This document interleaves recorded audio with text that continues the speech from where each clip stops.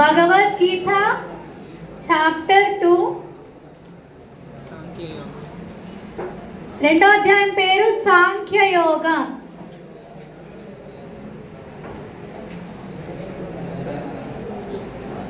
దీన్నే గీతాసారం అని కూడా అంటారు.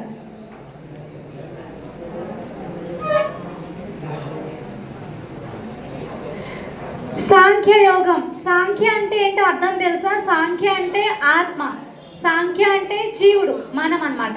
సో యోగం అంటే భగవంతునితో సంబంధం, భగవంతునితో కలయిక, కూడిక, యోగ అంటే. సో సాంఖ్య యోగ అంటే ఈ అధ్యాయంలో భగవంతుడు ఆత్మతత్వ జ్ఞానాన్ని బోధించారు అర్జునుడికి. సో మనం ఎవరు, సో ఆత్మ అంటే ఏంటి, పరమాత్మ అంటే ఏంటి, ఆత్మకి పరమాత్మకి గల సంబంధం ఏంటి ఇక్కడ భగవంతుడు వివరించారు. దీనికి ఇంకొక పేరు ఏంటంటే గీతాసారం.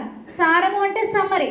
సో ఈ అధ్యాయంలో మొత్తం సమ్మరీ ఆఫ్ భగవద్గీత ఉందన్నమాట. సో భగవద్గీత 18 అధ్యాయాల్లో కృష్ణుడు ఏం బోధించారో అది ఇక్కడ ఒక సమ్మరీ కింద, ఒక ఎసెన్స్ కింద, ఒక సారాంశం కింద ఈ అధ్యాయంలో వివరించారనమాట. సో అర్జునుడు మొదటి అధ్యాయంలో యుద్ధం చేయనంటున్నారు, రెండో అధ్యాయంలో కృష్ణుడు బాగా మోటివేట్ చేశారు, కృష్ణుడు ఇన్స్పిరేషన్తో యుద్ధం చేస్తానని ఒప్పుకున్నాడు. మరి రెండో అధ్యాయంతో స్టాప్ చేసేయచ్చు కదా కృష్ణుడు భగవద్గీతని. అప్పుడు కొన్ని శ్లోకాలు మాత్రమే ఉంటాయి కదా, మనకి 700 శ్లోకాలు చదువుకోని అవసరం లేదు కదా.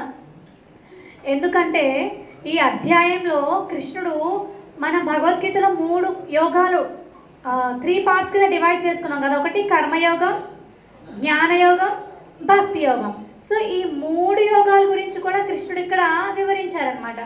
సో జస్ట్ ఇంట్రడక్షన్ చేశారనమాట. భగవద్గీత 18 అధ్యాయాల్లో ఏమైతే ఉందో ఈ అధ్యాయంలో కృష్ణుడు వాటన్నిటికి కూడా ఒక సమ్మరీ, ఒక షార్ట్ ఎక్స్ప్లెనేషన్ ఇచ్చారనమాట. డీటెయిల్డ్ ఎక్స్ప్లెనేషన్ ప్రతి అధ్యాయంలో వస్తుందన్నమాట. సో ఈ గీతాసారంలో contents of Gita summarised.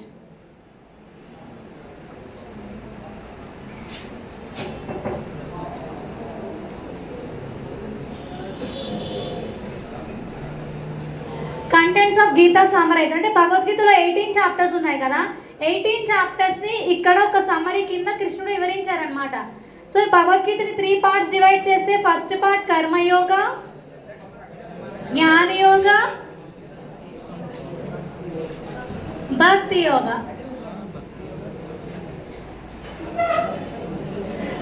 So కృష్ణుడు అర్జునుడికి భగవద్గీత 18 అధ్యాయాలు ఏదైతే బోధించారో అది ఇక్కడ ఒక సమ్మరీ కింద, ఒక ఎసెన్స్ కింద ఇచ్చారనమాట.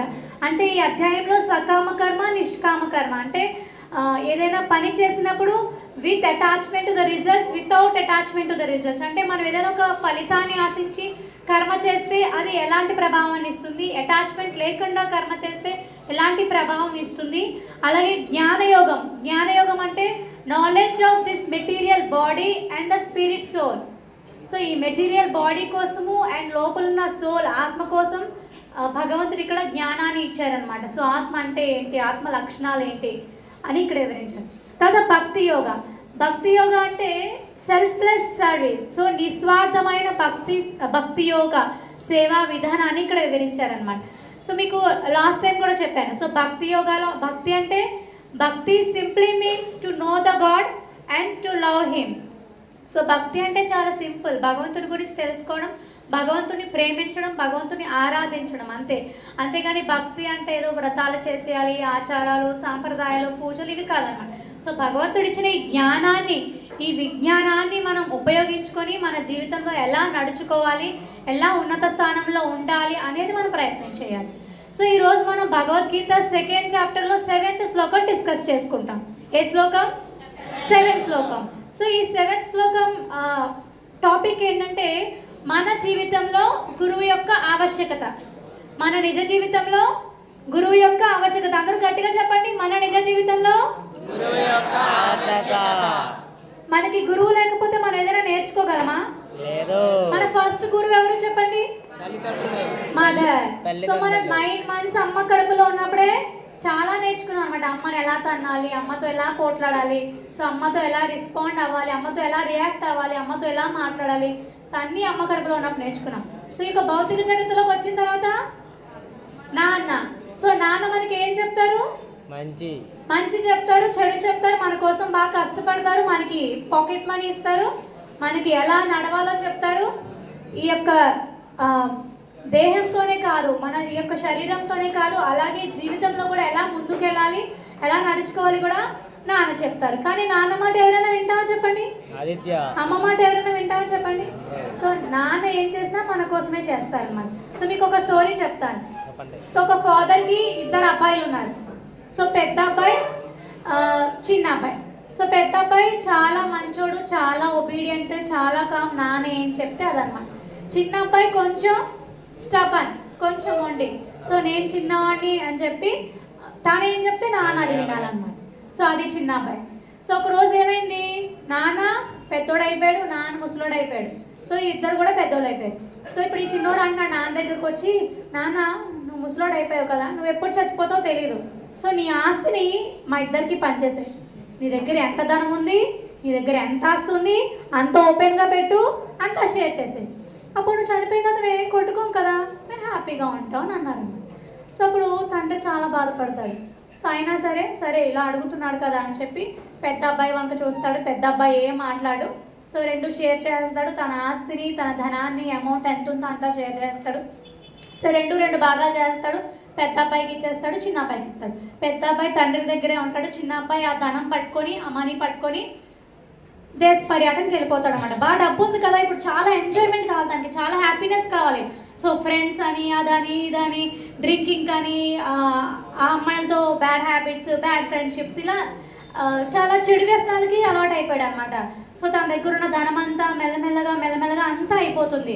సో తన దగ్గర ఉన్న డబ్బు అంతా అయిపోయిన తర్వాత అందరూ తనని నెగ్లెక్ట్ చేస్తున్నారు. ఇప్పటివరకు ఫ్రెండ్స్ చుట్టూనే ఉన్నారు, తనని బాగా పొగిడేరు, మెచ్చుకున్నారు. సో తనకి అన్ని మర్యాదలు చేస్తున్నారు. కానీ ఇప్పుడు ధనం అయిపోయింది, తను తెచ్చుకున్న మనీ అంతా అయిపోయింది, పాకెట్లో చూస్తే ఏం లేదు. సో అప్పుడు తన గర్ల్ ఫ్రెండ్స్ తోసేసారు, తన ఫ్రెండ్స్ తోసేసారు, నీకు మాకు సంబంధం లేదన్నారు. సో అలా ఒక్కడే వెళ్తున్నాడు, ఆహారం లేదు, ఏం లేదు. సో బాగా నీరసిపోయాడు. సో అలా ఒక ప్రదేశంలోకి వెళ్ళిపోయాడు అనమాట, ఒక అడవిలోకి వెళ్ళిపోయాడు. సో అడవిలోకి వెళ్ళిపోయిన తర్వాత కూడా తను చాలా బాధపడుతున్నాడు. అదేంటి, ధనం ఉన్నప్పుడు అందరూ పట్టించుకున్నారు, ఇప్పుడు ఎవరు పట్టించుకోవట్లేదు, నా దగ్గర ఏం ధనం లేదు అని చెప్పి నాకు ఎవరు ఆహారం పెట్టట్లేదు, చాలా ఆకలిగా ఉంది, ఇక్కడేం తినడానికి లేదు. సో అప్పుడు తనకి కొన్ని జంతువులు కనిపించినాయి. సో తను ఏం చేస్తాడంటే, నాకు ఎలాగో ఎవరు ఆహారాన్ని ఇవ్వట్లేదు కదా, నాకు చాలా ఆకలిగా ఉంది, నాకు ఫుడ్ ఇవ్వట్లేదు, కనీసం ఈ జంతువులకైనా ఆహారం ఇద్దాం అని చెప్పి అక్కడికి వెళ్తున్నాడు. ఏదైనా ఫుడ్ కనిపిస్తే తెచ్చి ఆ జంతువులకి పెడుతున్నాడు అనమాట. అలా కొన్ని రోజులు అయింది, తను చాలా నీరసపడిపోయాడు. సో అప్పుడు ఒకటి డిసైడ్ అయ్యాడు అనమాట. సో ఇప్పుడు నేను ఇంటికి వెళ్తే మా నాన్న ఖచ్చితంగా నన్ను తిడతారు, మా నాన్న తిట్టినా పర్లేదు, నన్ను కొడుకుగా ఒప్పుకోపోయినా పర్లేదు. సో ఒక సర్వెంట్లా నేను వెళ్తాను, ఒక సేవకుడిలా వెళ్తాను, నాకు ఏదైనా పని ఇమ్మని అడుగుతాను. సో నేను మా నాన్న ఇంకా విడిచిపెట్టానని చెప్పి తను వెళ్తున్నాడు అనమాట. సో చాలా రోజుల నుంచి తను ఎటువంటి ఆహారం తినలేదు, సో ఎటువంటి ఫుడ్ తినలేదు, చాలా వీక్ అయిపోయాడు. సో వీక్ అయిపోయాడు, అలాగే నడుస్తూ కింద పడిపోతూ, లేస్తూ, పరిగెడుతూ తన తండ్రిని చూడాలి. ఎందుకంటే ఇప్పుడు తనకి తండ్రి ప్రేమ గుర్తొచ్చింది అనమాట. సో ఇంట్లో ఉన్నంతసేపు తండ్రి విలువ తెలియలేదు, తల్లి విలువ తెలియలేదు. సో ఒక్కసారి బయటికి వెళ్ళిపోయిన తర్వాత ఎవరు మనల్ని పట్టించుకోకపోతే అప్పుడు మనకి పేరెంట్స్ విలువ తెలుస్తుంది అనమాట. సో మనం ఎన్ని తప్పులు చేసినా యాక్సెప్ట్ చేసేది ఎవరంటే మన పేరెంట్స్ మాత్రమే. సో తను దూరం నుంచి తండ్రి చూస్తున్నాడు, అదేంటి నా కొడుకు వస్తున్నాడు, ఇలా పడిపోతున్నాడు ఏంటి, ఇలా అయిపోయాడు ఏంటి అని చెప్పి తన తండ్రి కూడా పరిగెత్తుకుంటూ అబ్బాయి దగ్గరికి వెళ్ళి వెంటనే హగ్ చేసుకొని, ఏమైంది బాబు ఇలా అయిపోయావు రా అని చెప్పి ఇంటికి పిలిచాడు అనమాట. సో తను ఏమనుకున్నాడు, నన్ను కొడుకుగా యాక్సెప్ట్ చేయకపోయినా పర్లేదు, కనీసం ఒక సర్వెంట్ లాగా ఉంటాను మా నాన్న దగ్గర ఒక సేవకుడిలా ఉండి మా నాన్న దగ్గర పని చేసుకుంటూ మా నాన్న ఇంకా జీవితాంతం బాగా చూసుకుంటాను అనుకున్నాడు. కానీ తండ్రి ఏం చేశాడు, హక్ చేసుకొని కొడుకులా యాక్సెప్ట్ చేసి ఇంటికి తీసుకొచ్చి మంచిగా ఆహారం పెట్టి తన బాగోగులన్నీ చూసుకున్నాడు అన్నమాట. సో మనం ఎన్ని తప్పులు చేసినా సరే రెడీగా ఉండేది, మనల్ని యాక్సెప్ట్ చేసేది ఎవరంటే మన పేరెంట్సే. సో మనం ఎన్ని తప్పులు చేసినా వాటిని కడుపులో ఉంచుకొని మనల్ని కాపాడాలి, మనల్ని రక్షించాలి, మనల్ని ప్రేమగా చూసుకోవాలని చూస్తారన్నమాట. కానీ మన ఫ్రెండ్స్ కానివ్వండి, మన బంధువులు కానీ, రిలేటివ్స్ కానీ ఎవరైనా సరే మనం చిన్న తప్పు చేసినా అది 10 మందికి చెప్పాలనుకుంటాను. సో ఇక్కడ మనం మొట్టమొదటి గురువు ఎవరనుకున్నాం, అమ్మ, తర్వాత తండ్రి, తర్వాత మనము ఈ మెటీరియల్ ఎడ్యుకేషన్ ఏదైతే మీరు చదువుకుంటున్నారో ఇక్కడ ఒక్కొక్క సబ్జెక్ట్కి ఒక్కొక్క గురువు ఉన్నారు కదా. మ్యాథ్స్కి టీచర్, సైన్స్కి science teacher, physics, chemistry, Sanskrit, Telugu, English. So ఇలా ఒక్కొక్క సబ్జెక్ట్కి మనకు ఒక్కొక్క టీచర్ ఉన్నారా లేదా? సో టీచర్ లేకుండా మనం చదువుకుని ఎగ్జామ్స్ పాస్ అవ్వగలమా? లేదు. సో టీచర్ మనకి వివరిస్తారు, ఎక్స్ప్లెయిన్ చేస్తారు. అప్పుడు మనము బాగా అర్థం చేసుకొని బాగా చదివితే అప్పుడు మనకి అవి బాగా గుర్తుంటాయి, ఎగ్జామ్స్లో మంచి మార్క్స్ వస్తాయి అన్నమాట. సో అలాగే ఈ మెటీరియల్ ఎడ్యుకేషన్, ఈ భౌతికమైన విద్య ఏదైతే ఉందో ఇది మనకి మన కెరీర్లో ఒక ఉన్నత స్థానంలో ఉండే వరకు ఉపయోగపడుతుంది. ఏదైనా జాబ్ సాధించడానికి, బిజినెస్ చేయడానికి ఉపయోగపడుతుంది. అలాగే మనం ఈ దేహం కోసం మనం ఎందుకు కష్టపడుతున్నాం, ఎందుకు చదువుకుంటున్నాం? సో ఈ శరీరాన్ని పోషించడానికే కదా, మనతో ఉన్నవాటిని పోషించడానికే కదా. సో ధనం కావాలి కాబట్టి జాబ్ కావాలంటే బాగా చదువుకోవాలి. అలాగే లోపల ఒక స్పిరిట్ సోల్ ఉంది, లోపల ఆత్మ ఉంది. సో దానికి సంబంధించిన జ్ఞానాన్ని కూడా మనం తెలుసుకోవాలి, దానికి సంబంధించిన విద్య కూడా మనం నేర్చుకోవాలి. సో అప్పుడే మన మానవ జీవితం యొక్క విలువ మనకి తెలుస్తుంది. సో మానవ జన్మ యొక్క గొప్ప రహస్యం, గొప్ప అర్థం మనకి తెలుస్తుంది అన్నమాట, గొప్ప ప్రయోజనం మనకి చేకూరుతుంది. సో ఎప్పుడు కూడా ఈ ఎడ్యుకేషన్తో పాటు మనం స్పిరిచువల్ ఎడ్యుకేషన్ కూడా టైం ఇవ్వాలన్నమాట. సో ఇక్కడ మనందరికీ కూడా కష్టాలు వస్తున్నాయి కదా, వస్తున్నాయా లేదా? బాధ వస్తుందా లేదా? కలత వస్తుందా లేదా? సో అర్జునుడికి ఇక్కడ కలత ఏంటి? అర్జునుడి యొక్క బాధ ఏంటి? సో యుద్ధం చేయనంటున్నాడు. ఎందుకు చేయనంటున్నాడు? Family attachment, friends, family attachment. So తన బంధువులు మీద అటాచ్మెంట్తో, తన కుటుంబం మీద అటాచ్మెంట్తో, బంధనతో తను యుద్ధం చేయనంటున్నాడు. సో అర్జునుడు మనం డిస్కస్ చేసుకున్నాం, 5 కారణాలు చెప్పారు యుద్ధం చేయనని. చెప్పారా లేదా? సో ఆ 5 కారణాలు కృష్ణుడి సంతృప్తి పరచలేదు. 5 కారణాలు కృష్ణుడి సంతృప్తి పరచలేదు. అందుకే అర్జునుడు బాధపడుతున్నాడు, అందుకే అర్జునుడికి దుఃఖం కలుగుతుంది. మనం కూడా చూడండి, ఎగ్జామ్స్లో మార్క్స్ ఎందుకు తక్కువ వచ్చినాయి సార్ అడిగితే ఏం చెప్తారు? ఫైనల్ ఎగ్జామ్స్లో మా ఇంట్లో ఆ సమయానికి మా బంధువులు ఒక చనిపోయారండి, సో మైండ్ అంతా బాగా డిస్టర్బ్ అయిపోయిందండి, నేను చదవలేకపోయాను, చదివిన అన్నీ గుర్తులేదని చెప్తాం. అంతేనా? లేదంటే కరెక్ట్గా ఎగ్జామ్స్ ముందే ఫీవర్ వచ్చిందండి, నైట్ అంతా పవర్ లేదు సార్ అని చెప్తాం. అలాగే పేరెంట్స్ అడుగుతారు, ఎందుకు నీకు మార్క్స్ తక్కువ వచ్చినాయి అని అడుగుతారు. అప్పుడు పేరెంట్స్కి ఏం చెప్తారు?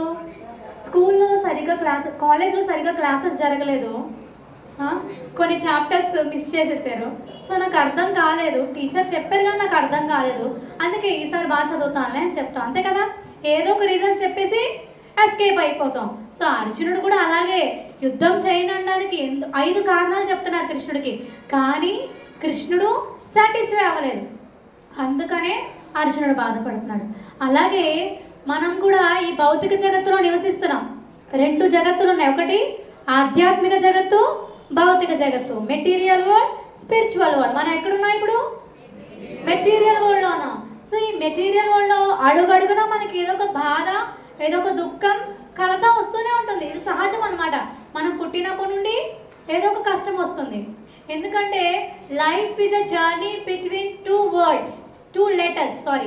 Life is a journey between 2 letters, B and D. ఏంటి? B stands for birth, D stands for death. So ఈ జీవితం మనం పుట్టడము, చనిపోవడం, ఈ 2 మధ్య లైఫ్. సో ఈ 2 మనం కంట్రోల్ చేయగలమా చెప్పండి? చేయలేం. పుట్టడం మనం కంట్రోల్ చేయగలమా? లేదు. చనిపోవడం మనం కంట్రోల్ చేయలేం. కానీ మనం ఏది కంట్రోల్ చేయగలము? బీకి డీకి మధ్యలో ఏముంది? C for choice. C for choice. So మనకి చాయిస్ ఉంది, మన లైఫ్ని హ్యాపీగా ఉంచుకోవడానికి, మన లైఫ్ని పర్ఫెక్షన్గా ఉంచుకోవడానికి, మన లైఫ్లో సాటిస్ఫాక్టరీగా జీవించడానికి మనకి చాయిస్ ఉందన్నమాట. సో ఆ చాయిస్ని మనము తీసుకోవాలి, అప్పుడు మనం హ్యాపీగా లైఫ్ని లీడ్ చేయగలం అనమాట. సో ఇక్కడ అర్జునుడు చెప్పిన కారణాలు కృష్ణుడిని సంతృప్తి చేయలేదు, అందుకే అర్జునుడు బాధపడతాడు అనమాట. సో అప్పుడు అర్జునుడు ఒకటి అనుకున్నాడు. సో అర్జునుడు వెరీ ఇంటెలిజెంట్ కదా, సో అర్జునుడు చాలా తెలివైన వాడు కాబట్టి నాకు ఎందుకు ఈ బాధ కలుగుతుందంటే, ఎందుకు ఈ దుఃఖం కలుగుతుందంటే, నాకు ఫ్యామిలీ అటాచ్మెంట్ ఎక్కువైపోయింది. సో నేనేమనుకున్నాను, యుద్ధం చేయనంటున్నాను, కానీ ఎవరి కోసం చేయనంటున్నాను? నా బంధువులు, నా పుత్రులు, నా సోదరులు అని చెప్పి యుద్ధం చేయనంటున్నాను. సో అందుకనే నాకు బాధ వస్తుంది, కలతలు వస్తున్నాయి, కష్టాలు వస్తున్నాయి. అందుకనే ఈ పరిస్థితిలో నాకు ఏం చేయాలో తెలియట్లేదు, ఎలాంటి డెసిషన్ తీసుకోవాలో తెలియట్లేదు. అందుకే కృష్ణ నా సమస్య నువ్వే పరిష్కరించు, సో నాకు నువ్వే దారి చూపు. నేను ఇప్పుడు నీకు శరణాగతి పొందుతున్నాను, నేను నీకు ఇప్పుడు దాసోహం చేస్తున్నాను, నేను ఇప్పుడు నీకు శరణాగతి పొందిన శిష్యుడును. కావున దయచేసి నువ్వు నాకు ఏది మంచిది ఏది చెడో నువ్వే నిర్ణయించు, నువ్వే ఏది శ్రేయోదాయకమైన మార్గమో నాకు చెప్పని చెప్పి కృష్ణుడిని అర్జునుడు అడుగుతున్నాడు అనమాట. సో మనం కూడా అంతే, మన జీవితంలో మనకి ఎన్నెన్నో సమస్యలు వస్తూ ఉంటాయి అన్నమాట. సో ఈ సమస్యలు వచ్చినప్పుడు, ఈ కలతలు వచ్చినప్పుడు మనం ఏం చేయాలి? మన లైఫ్లో మనం ఒక గురువుని సెలెక్ట్ చేసుకోవాలి. సో ఒక ప్రామాణికమైన గురువుని సెలెక్ట్ చేసుకోవాలి. సో ఆ గురువు యొక్క మార్గ నిర్దేశత్వంలో మనం మన జీవితంలో ముందుకు వెళ్ళాలన్నమాట. సో అప్పుడు ఎటువంటి కష్టాలు వచ్చినా, ఎటువంటి ప్రాబ్లమ్స్ వచ్చినా భగవంతుడు సాల్వ్ చేస్తారు. సో ఇప్పుడు ఒకసారి ఈ శ్లోకం నాతో పాటు చెప్పండి. ఈ శ్లోకం యొక్క భావాన్ని మనము డిస్కస్ చేసుకోవచ్చు.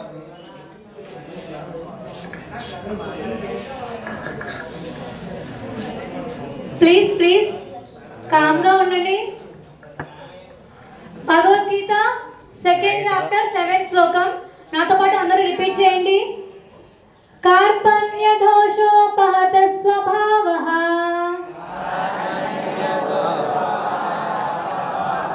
కార్పణ్య దోషోపహత స్వభావః కార్పణ్య దోషోపహత స్వభావః పృచ్ఛామి త్వాం ధర్మ సమ్మూఢచేతాః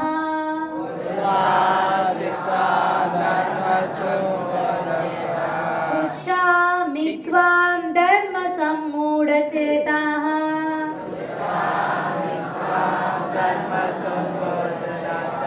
యా శ్రేయస్యాన్నిశ్చితం బ్రూహి తన్మే యా శ్రేయస్యాన్నిశ్చితం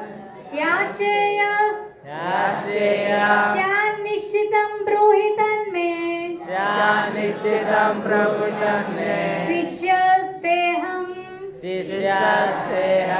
సాధి మాం త్వాం ప్రపన్నం శిష్యస్తేహం సాధి మాం త్వాం ప్రపన్నం కార్పణ్య దోషోపహత స్వభావః పృచ్ఛామి త్వాం ధర్మ సమ్మూఢచేతాః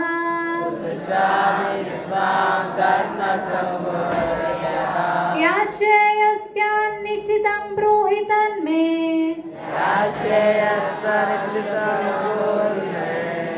శిష్యస్తేహం సాధి మాం త్వాం ప్రపన్నం. కష్టంగా ఉందా?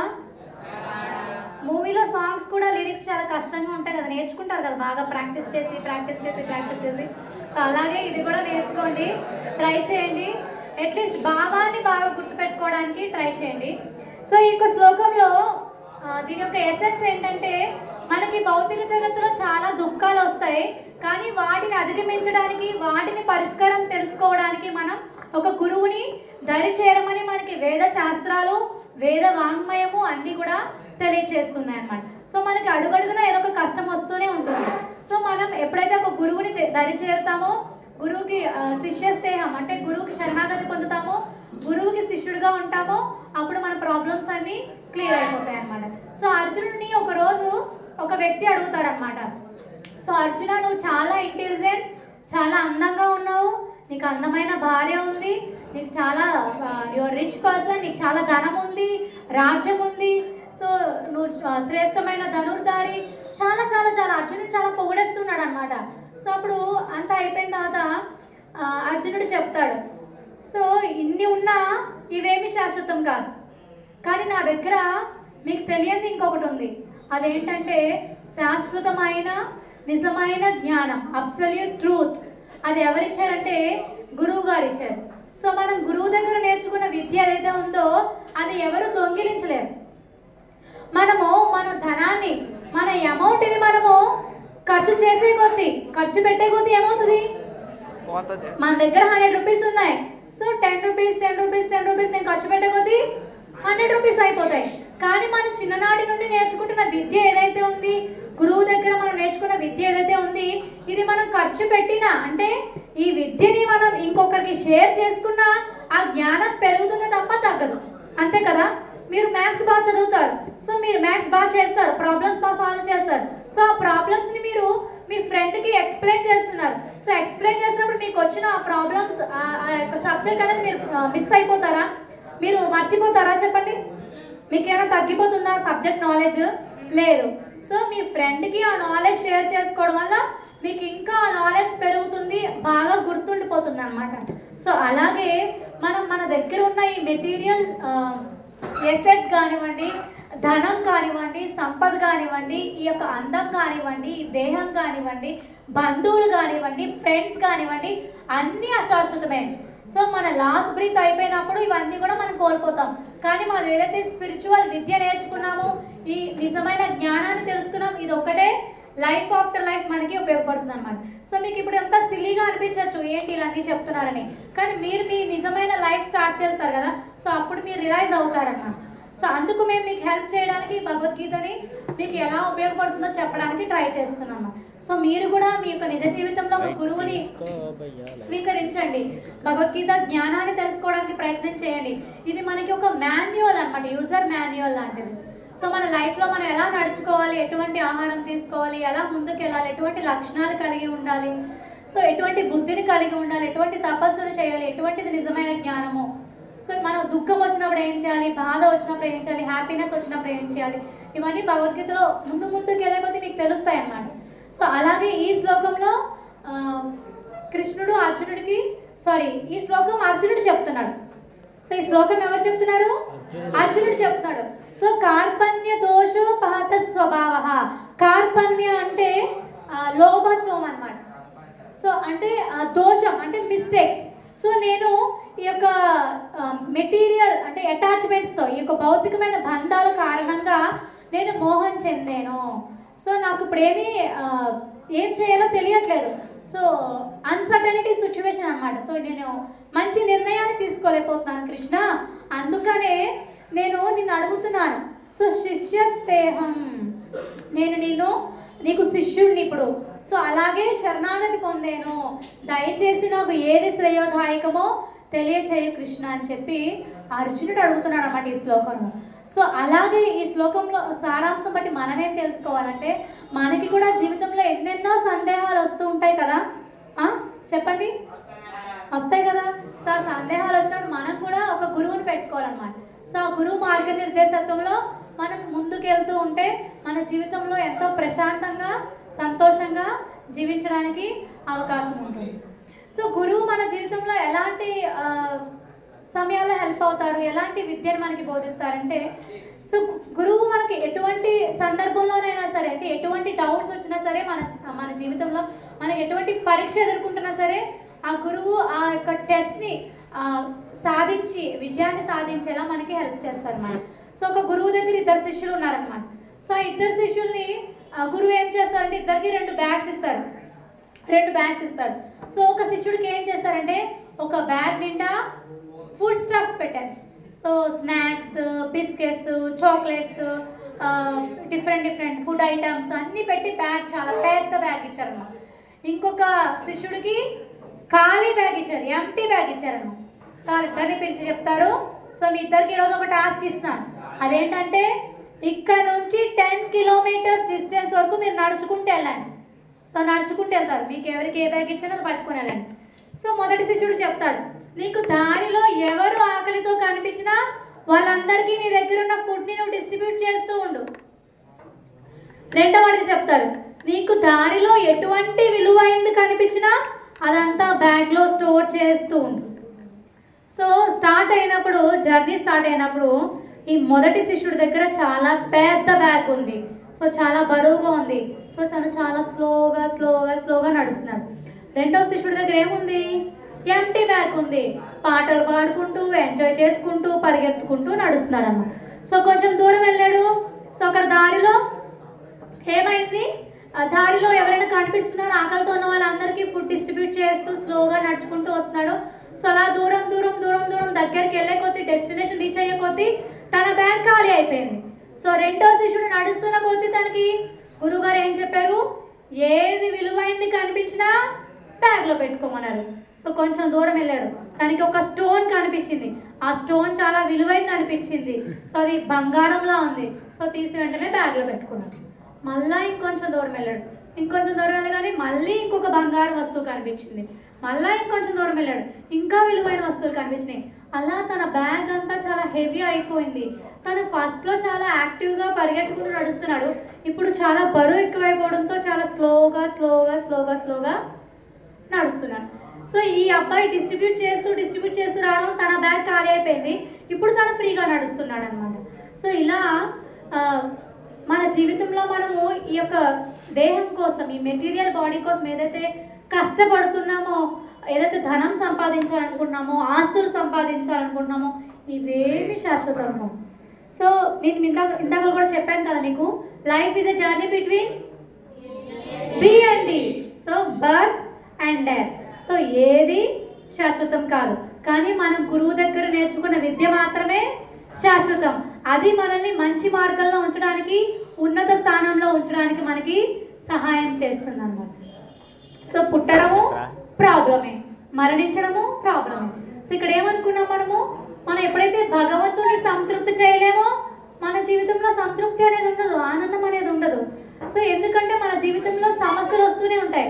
మనం అనుకుంటాం నిజమైన సమస్య అంటే ఏంటి, ఎగ్జామ్స్లో మార్క్స్ రాకపోవడమా, లేదంటే బాగా చదువుకోపోవడమా, లేదంటే మంచి గర్ల్ ఫ్రెండ్ లేకపోవడమా, బాయ్ ఫ్రెండ్ లేకపోవడమా, పెళ్లి జరగకపోవడమా, లేదంటే నాకు బైక్ లేకపోవడమా, సైకిల్ లేకపోవడమా, స్కూటీ లేదు, కార్ లేదు, హౌస్ లేదు, అమ్మ నాకు అది కావాలి, అమ్మ ఇది కావాలి, నాన్న ఇది కావాలి, అది కావాలి.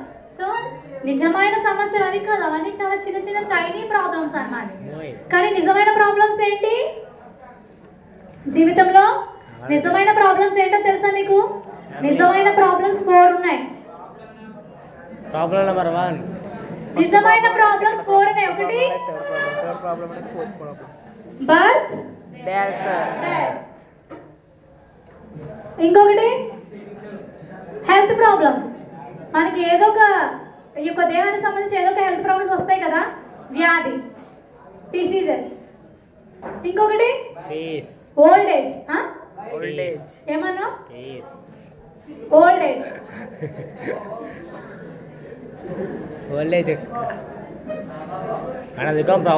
మీరు ఇప్పుడున్న యాక్టివిటీస్ లో మీరు 90 ఇయర్స్ ఏజ్ లో ఉండగలరా? సో ఇప్పుడు మీ ఆ మాట అందరూ వింటున్నారు కదా, అప్పుడు మీ మాట అందరూ వింటారా? మీకు ఓల్డ్ ఏజ్ అనేది ఎలాంటిదో చెప్పనా? మిమ్మల్ని ఒక చైర్ కి కట్టేసి మీ ఎదురుకుంటా గులాబ్ జామ్స్ పెట్టారు, 100 గులాబ్ జామ్స్, లేదంటే మీకు ఇష్టమైన బిర్యానీ పెట్టారు, లేదంటే మీకు ఇష్టమైన మూవీ ప్లే చేస్తున్నారు అనమాట, లేదంటే మీకు ఇష్టమైన సాంగ్స్ ప్లే చేస్తున్నారు. మీరు డాన్స్ ఏమంటే మీరు వేయగలరా? మన లైఫ్ లో ముందుకు వెళ్ళే కొద్దీ ఎక్స్పీరియన్స్ పొందుతాం అవన్నీ. సో ఇప్పుడు మనకి మన ఇంట్లో ఉన్న అమ్మమ్మలు, తాతలు, బామ్మలు వీళ్ళందరూ చాలా బోరింగ్ అనిపిస్తారు, కానీ ఆ సిచ్యువేషన్కి మనం కూడా వెళ్తాం అనమాట. అప్పుడప్పుడు కూర్చొని కామ్గా ఆలోచించండి, నాకు కూడా ఆ సిచ్యువేషన్ వస్తుంది కదా, నేను కూడా స్టేజ్కి వెళ్తాను కదా, వాళ్ళు కూడా యాక్టివ్గా ఉన్న రోజులు ఉన్నాయి కదా. సో ఇది. సో జీవితంలో నిజమైన ప్రాబ్లమ్స్ ఏంటి? నిజమైన ప్రాబ్లమ్స్ గర్ల్ ఫ్రెండ్ లేకపోవడం, బాయ్ ఫ్రెండ్ లేకపోవడం, లేదంటే గర్ల్ ఫ్రెండ్ మాట వినట్లేదు, బాయ్ ఫ్రెండ్ మాట వినట్లేదు, నాకు బాయ్ ఫ్రెండ్ నాకు అది కొనట్లేదు, ఇది కాదు. సో నిజమైన ప్రాబ్లమ్స్ ఏంటి? Birth, death, disease and old age. అని చెప్పండి, birth, death, disease and old age. So ఇవి నిజమైన ప్రాబ్లమ్స్ అన్నమాట. ఇవి మనం అధిగమించడానికి ట్రై చేయాలి, వీటిని సాల్వ్ చేయడానికి ట్రై చేయాలన్నమాట. సో అప్పుడు మన జీవితంలో విజయం సాధిస్తాం. ఏంటి చెప్పండి, నిజమైన ప్రాబ్లమ్స్ ఏంటి చెప్పు. చెప్పు.